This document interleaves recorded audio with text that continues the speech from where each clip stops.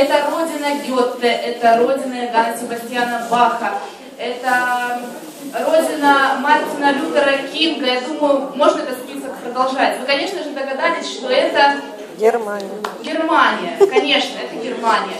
И мы приглашаем на нашу импровизированную сцену представителя, заместителя председателя Краснодарской городской немецкой национальной культурной автономии Татьяну Роттернейк. Добрый день, дамы и herren, можно так сказать, дамы и господа. Мы представляем российских немцев. Ну, я скажу так, это недорусские, но и недонемцы. Мы, в общем, 200 лет здесь живем, служим здесь уже нашей новой родине. Я хочу, да, мои предки присягали ей, поэтому это наша родина. Вот. А хочу сказать, что мы вам приготовили подарок. Подарок у нас будет исполнять Софья и Евгения, Женя по-русски. Значит, будет у нас песня посвящена Николаусу. Есть такой обычай в Германии. В это воскресенье начинается адвент, первый адвент. Те, кто поляки, в общем, они нас там поймут, потому что мы рядом. Хочу показать вам наши символы, прежде всего. Это такой адвент-кранц, то есть кранц — это адвентовский венок. Сейчас их много на базаре, но знаете, это адвент-кранц. 4 свечи символизируют 4 времени года.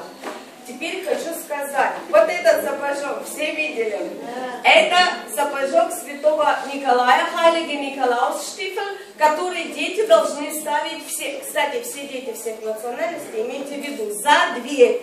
Придет святой Николай 6 декабря, товарищи родители приходят, 6 декабря, и все подарки складывает сюда. А легенда, между прочим, берет свое начало из Константинополя. Святой Николай вообще покровитель моряков, вы знаете. Он попал в Константинополь.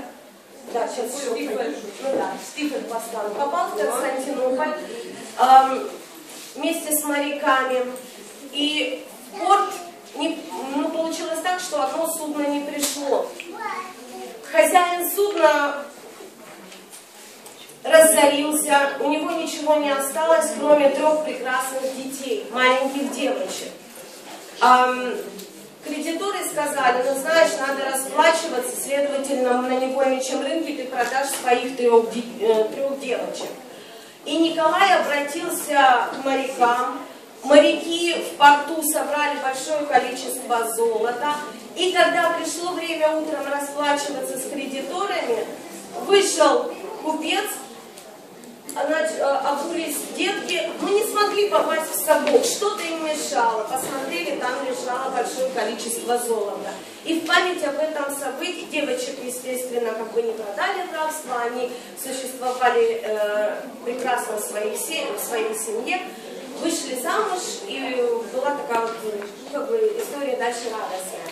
Но в память об этом событии вся Европа отмечает День Святого Николая. И все дети ставят свои волшебные сапожки, чтобы он наполнил их золотом.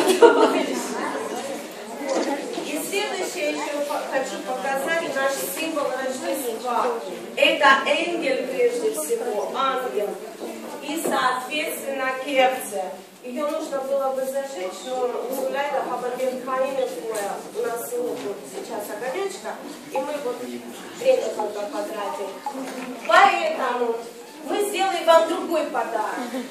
Песенка, которую, вот знаете, ребенок рождается в Германии, и вот такое ощущение, что она у него в крови. Песня святому Николаю. Подарки мы прошу.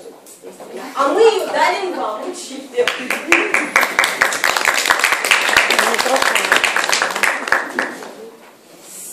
Сейчас.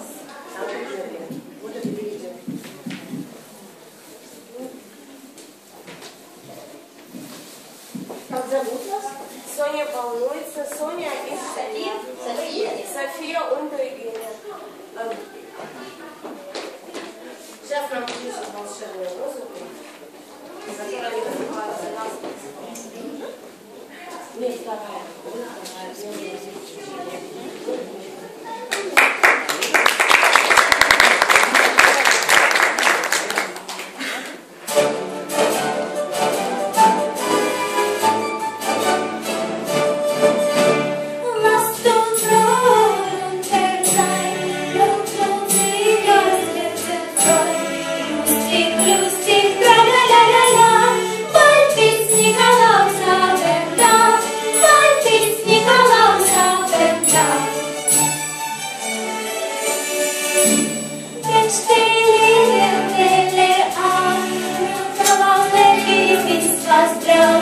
Lustig, lustig,